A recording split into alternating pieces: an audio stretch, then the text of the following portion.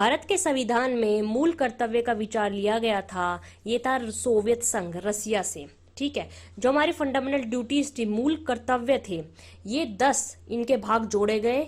ये पार्ट 4 के अंदर जोड़े जाते हैं और आर्टिकल अनुच्छेद 51A में जोड़े गए, जिसमें 10 भाग जोड़े गए 42वें संविधान संशोधन से।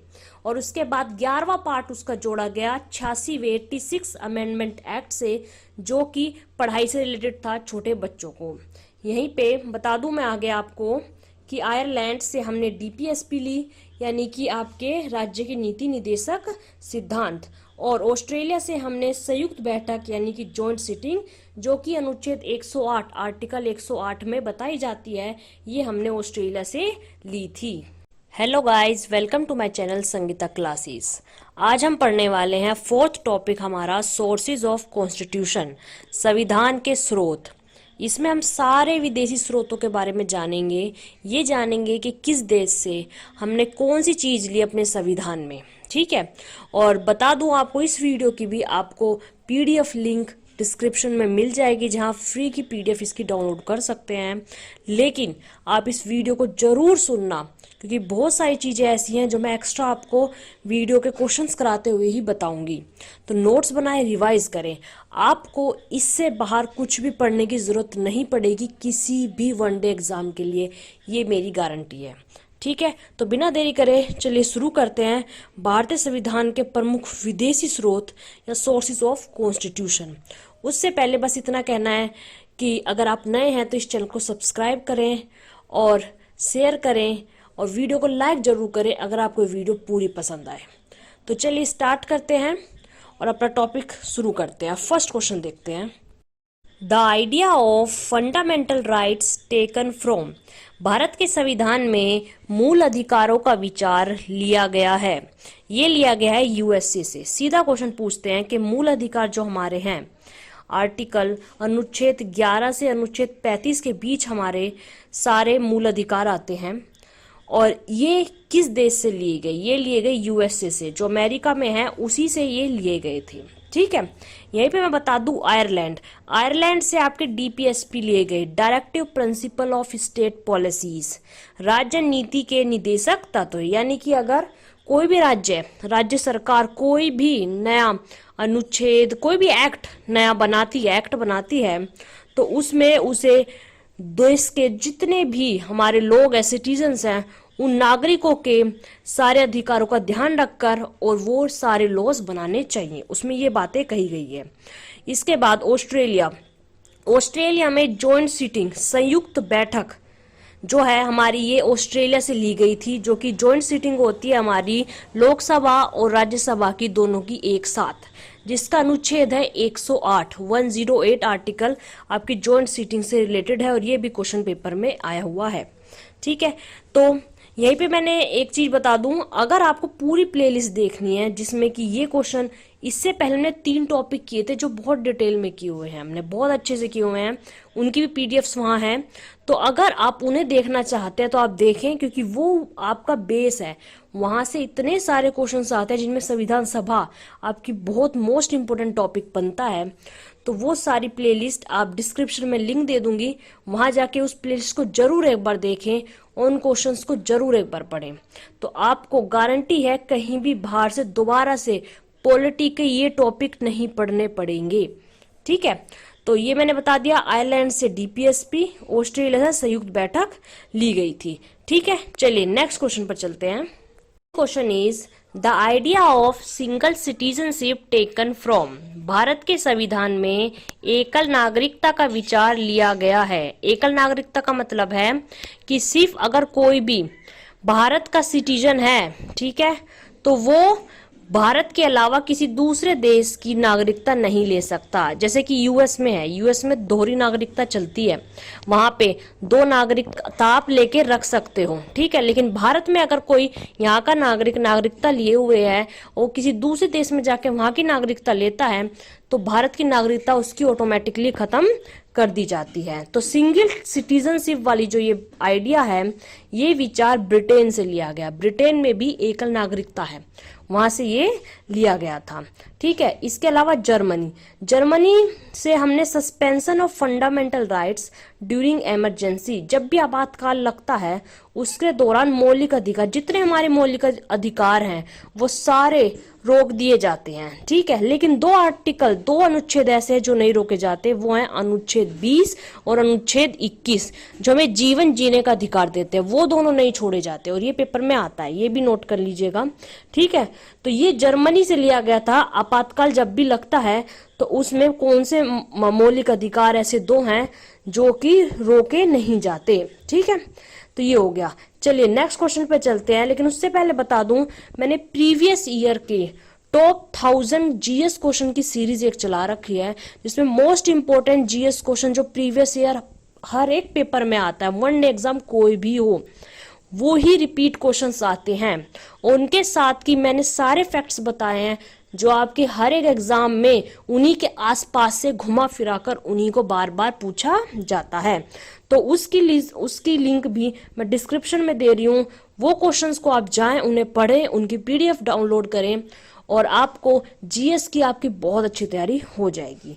ठीक है, चलिए नेक्स्ट क्वेश्चन पर चलते हैं। इतने question is the idea of fundamental duties taken from. Bharat के संविधान में मूल कर्तव्य का विचार लिया गया था, ये था सोवियत संघ रसिया से। ठीक है, जो हमारी फंडामेंटल ड्यूटीज थी, मूल कर्तव्य थे, ये 10 इनके भाग जोड़े गए, ये पार्ट 4 के अंदर जोड़े जाते हैं और आर्टिकल अनुच्छेद 51A में जोड़े गए।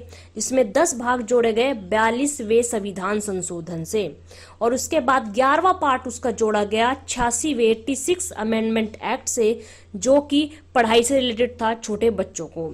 यहीं पे बता दूं मैं आगे आपको कि आयरलैंड से हमने डीपीएसपी ली, यानी कि आपके राज्य के नीति निदेशक सिद्धांत, और ऑस्ट्रेलिया से हमने संयुक्त बैठक यानी कि जॉइंट सिटिंग, जो कि अनुच्छेद 108 आर्टिकल 108 में बताई जाती है, ये हमने ऑस्ट्रेलिया से ली थी। ठीक है, तो अगर आपको हमारी थोड़ी भी मेहनत पसंद आ रही है तो प्लीज इस वीडियो को लाइक जरूर करें और चैनल को सब्सक्राइब जरूर करें, ताकि आने वाले टाइम में आपको पॉलिटी के साथ साथ आपके बाकी के सभी सब्जेक्ट्स की बेहतरीन और बेस्ट क्वालिटी के साथ अच्छी वीडियोस मिल सके और आप अपनी तैयारी बहुत अच्छे से कर सके और कोई ना कोई एक अच्छा एग्जाम निकाल सके। ठीक है, तो चैनल को सब्सक्राइब करना ना भूलें और शेयर करें।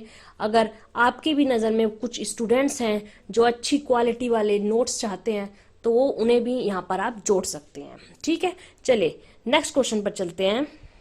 Question is the idea of judiciary taken from.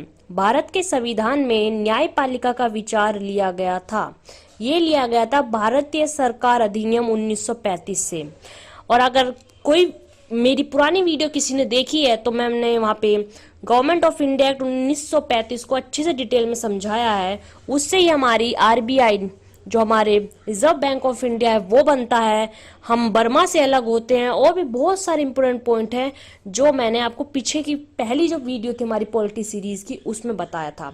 तो अगर आपको इस एक्ट को डिटेल में जानना है और बाकी के एक्ट भी जानने हैं तो आप वहां से वो वीडियो जरूर देखिए। ठीक है, यहीं पे मैं साथ में बता दूं यूएसए से हमने फंडामेंटल राइट्स यानी कि मौलिक अधिकार लिए, और वहीं पे इम्पीचमेंट ऑफ प्रेसिडेंट यानी कि राष्ट्रपति पर महाभियोग चलाना, यानी राष्ट्रपति को कैसे हटाया जाता है अगर वो सही नहीं होता है, तो वो भी हमने यूएसए से लिया। राष्ट्रपति को हटाने के साथ साथ हमारे सुप्रीम कोर्ट के जो जजेस होते हैं उनको भी कैसे हटाया जाता है, वो भी हमने यूएसए से ही लिया था। और यहीं पे बता दूं साउथ अफ्रीका से हमने लिया था कि जो राज्यसभा होती है हमारी, उसमें जो मेंबर्स चुने जाते हैं वो किस तरीके से चुने जाते हैं, वो हमने लिया था साउथ अफ्रीका से। ठीक है, बता देती हूँ राज्यसभा में हर 2 साल में 1/3 लोग निकलते रहते हैं। ठीक है, और जो राज्यसभा में चुनने की उम्र होती है इलेक्शन की, वो होती है 30 साल 30 इयर्स। ठीक है, चलिए नेक्स्ट क्वेश्चन पर चलते हैं। जुडिशियल रिव्यू यानी कि न्यायिक पूर्वावलोकन, और ये लिया गया था यूएसए से। ठीक है, और यहीं पे मैं बता दूं जो गवर्नमेंट ऑफ इंडिया एक्ट है 1935, इससे जो लिए गए थे वो थी एक तो पीएससी, जो हमारे एग्जाम्स होते हैं हर एक स्टेट में अलग अलग होते हैं, तो वो होते हैं पब्लिक सर्विस कमीशन कराता है उन्हें, ठीक है। तो या यूपीएससी जो होती है वो भी, और राज्यपाल का ऑफिस भी। और जैसे हम यूपीएससी का जो एग्जाम देते हैं, जिससे आईएएस वगैरह सब बनना चाहते हैं, बहुत से स्टूडेंट्स बनना चाहते हैं वो, और हमारा ये ऑफिस ऑफ गवर्नर, राज्यपाल का जो ऑफिस होता है, ये दोनों भी हमने 1935 के एक्ट से ही लिए थे। और लास्ट क्वेश्चन में हमने देखा था न्यायपालिका जो थी वो भी हमने गवर्नमेंट ऑफ इंडिया एक्ट 1935 से ही ली है, ठीक है। यहीं पे मैं बता देती हूँ यूएसए में क्या होता है कि जो हमारी न्यायपालिका है, न्यायपालिका का या सुप्रीम कोर्ट कहते हैं उसका, मतलब आपके कोर्ट्स का, जो भी कोर्ट्स की एक इंडिपेंडेंस होती है, यानी कि वो किसी के भी अधीन नहीं आता, ताकि किसी के साथ भेदभाव ना किया जा सके, ये हमने यूएसए की सरकार से ही लिया था। जुडिशरी तो 1935 के एक्ट से ली, लेकिन इंडिपेंडेंस ऑफ जुडिशरी ये हमने यूएसए से ली थी, ठीक है। चलिए नेक्स्ट क्वेश्चन चलते हैं। Question is the idea of concurrent list taken from. Bharat के संविधान में समवर्ती सूची का विचार लिया गया था। समवर्ती सूची क्या होती है? इसमें हमारी जैसे कि दो सरकारें होती हैं, एक तो राज्य सरकार होती है और एक होती है हमारी केंद्र सरकार। कुछ ऐसे कानून है जो केंद्र सरकार बनाती है और उन्हीं टॉपिक्स पे अगर राज्य सरकार भी कानून बनाए तो हो सकता है कि वो दोनों कानून एक दूसरे से अलग हों। इसीलिए जो हमारे विषय हैं उन विषयों को, टॉपिक्स को बांट दिया गया है कि कुछ ऐसे विषय हैं जिन पे सिर्फ हमारी केंद्र सरकार बना सकती है और कुछ ऐसे विषय हैं जिन्हें सिर्फ राज्य सरकार ही उन पे कानून बना सकती है। लेकिन समवर्ती सूची होती है कॉन्करेंट लिस्ट, यानी कि ऐसे विषय जिन पर दोनों ही सरकार अपने अपने कानून बना सकती हैं। और अगर दोनों क्लैश होते हैं, यानी दोनों में अलग अलग कोई चीज होती है, तो उस पे जो केंद्र सरकार है उसका कानून को ज्यादा वरीयता दी जाती है। तो जो कॉन्करेंट लिस्ट की बात है ये ऑस्ट्रेलिया से हमने लिया था, और मैंने पीछे भी आपको बताया है कि ऑस्ट्रेलिया से हमने संयुक्त बैठक यानी कि जॉइंट सिटिंग, जो कि अनुच्छेद 108 में आता है, वो भी हमने ऑस्ट्रेलिया से लिया था। और वहीं बता दूं मैं आपको कि कनाडा से हमने संघीय व्यवस्था ली है, यानी कि फेडरल विद स्ट्रॉन्ग सेंट्रल। यानी कि इसमें क्या होता है, संघीय व्यवस्था होती है कि सरकारें अलग अलग काम करती हैं, राज्य सरकार अलग, केंद्र सरकार अलग, लेकिन कहीं ना कहीं केंद्र सरकार का प्रभाव ज्यादा होता है। अगर कोई भी चीज फंस जाती है कि सरकार को स्टेट गवर्नमेंट की बात मानी जाए या आपके जो केंद्र सरकार है इसकी बात मानी जाए, तो वहां पर केंद्र सरकार को ही वरीयता यानी कि उसकी ही बात को ज्यादा माना जाता है। तो ये हमने लिया था कनाडा से, ठीक है। और वहीं पे हमने जैसे पढ़ा है अभी ब्रिटेन से हमने एकल नागरिकता यानी कि सिंगल सिटीजनशिप ली थी। और यहाँ भी मैंने लिख दिया है एक पार्लियामेंट्री गवर्नमेंट यानी कि संसदीय शासन पद्धति, ये हमने ब्रिटेन से ली। और इम्पोर्टेंट है बाइकैमरलिज्म, द्विसदनीय प्रणाली, ये बहुत पूछा गया क्वेश्चन। तो ये जो है ये भी हमने ब्रिटेन से ली। द्विसदनीय प्रणाली का मतलब है जैसे कि आपको पता है लोकसभा और राज्यसभा अलग अलग होती हैं, तो द्विसदन है, ये दो सदन है, तो यही प्रणाली को हमने ब्रिटेन से लिया था, ठीक है। और आपको पता ही है लोकसभा आपकी अपर हाउस कही जाती है, लोअर हाउस कही जाती है, और आपकी राज्यसभा को अपर हाउस कहते हैं। वहीं पे राज्यसभा में हर 2 साल में 1/3 लोग रिटायर होते हैं, जबकि लोकसभा में पूरे 5 वर्ष तक सबका कार्यकाल होता है, जो कि पूछे गए हैं ये क्वेश्चंस। मिनिमम जो एज होती है, कम से कम जो उम्र चाहिए लोकसभा में नामित होने के लिए, वो है 25 वर्ष 25 ईयर्स, जबकि राज्यसभा में अगर आपको इलेक्शन लड़ना है तो वहां आपको मिनिमम 30 साल की एज चाहिए ही होती है, ठीक है। चलिए नेक्स्ट क्वेश्चन पर चलते हैं। Question is which one is the supreme most in Indian politician system. भारतीय राजनीति व्यवस्था में इनमें से कौन सर्वोच्च है? ये है संविधान। ये क्वेश्चन कई एग्जाम में आता है और हम सोचते हैं कि सुप्रीम कोर्ट होगा या पार्लियामेंट संसद होगी, नहीं। संविधान को भारत के अंदर सबसे सर्वोच्च यानी कि सबसे ऊपर माना गया है, इससे ऊपर कोई नहीं। हाँ, सुप्रीम कोर्ट जो हमारा सर्वोच्च न्यायालय जो है, इसे गार्डियन ऑफ द कॉन्स्टिट्यूशन कहा जाता है। ये भी क्वेश्चन आप नोट कर लीजिएगा। संविधान का अंगरक्षक यानी कि संविधान का ध्यान रखने का काम सुप्रीम कोर्ट का होता है।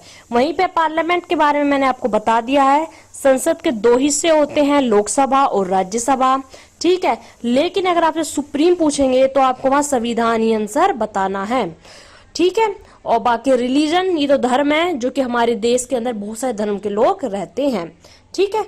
चलिए नेक्स्ट क्वेश्चन पर चलते हैं। अब question is name the first country which written their constitution. लिखित संविधान का प्रारंभ किस देश से हुआ? ये हुआ था अमेरिका, यूएसए से। अमेरिका पहला देश था जिसने संविधान को लिखा, ठीक है। और यहीं पे मैं बता दूं, जो अमेरिका का संविधान है ये दुनिया का सबसे छोटा लिखित संविधान है। इसमें केवल 7 अनुच्छेद, 7 आर्टिकल्स ही आते हैं। और बात करें भारत के संविधान की, तो भारत का संविधान विश्व का सबसे बड़ा लिखित संविधान है, ये नोट कर लीजिएगा। और इसमें जब ये लिखा गया था तो इसमें 395 अनुच्छेद आर्टिकल शामिल किए गए थे। तो ये बहुत दोनों ही इंपॉर्टेंट क्वेश्चन है कि सबसे छोटा लिखित संविधान यूएसए का है और सबसे बड़ा लिखित संविधान भारत का है। और जैसे कि मैंने आपको पता है, संविधान को लिखने का काम या फादर ऑफ कॉन्स्टिट्यूशन, संविधान के पिता, भारतीय संविधान के पिता BR अम्बेडकर साहब को कहा जाता है। और मैंने लास्ट क्वेश्चन में बताया है कि संविधान का अंगरक्षक जो है वो सुप्रीम कोर्ट यानी कि सर्वोच्च न्यायालय को कहा जाता है। तो आज का हमारे ये जो टॉपिक है ये यहीं खत्म होता है। लेकिन मैं आपको बता दूं, अगर आपको प्रॉपर तैयारी करनी है, फुल तैयारी करनी है, तो आपको मैं गारंटी दे रही हूं इन नोट्स से बाहर आपको क्वेश्चन कभी नहीं आएगा। अगर आपने इनको अच्छे से सुना, नोट्स बनाए, रिवाइज किया, तो आपको अलग से कुछ नहीं पढ़ना पड़ेगा, ठीक है। बाकी PDF मैं इसके डिस्क्रिप्शन में लिंक दे दूंगी, वहां जाके आप डाउनलोड करें, लेकिन नोट्स जरूर बनाएं, ठीक है। तो बाकी अच्छे से लिखें, नोट्स बनाएं, रिवाइज करें। और हमारे आने वाला जो मोस्ट इंपोर्टेंट टॉपिक है जिसमें हम आर्टिकल्स अपने स्टार्ट करेंगे, जो कि बहुत इंपॉर्टेंट टॉपिक है, उसके लिए वेट करें और जल्दी हम उस टॉपिक को लाएंगे और आपकी तैयारी बहुत अच्छे से कराएंगे। जब तक के लिए आप पढ़ें, अच्छे से रिवाइज करें। Thank you.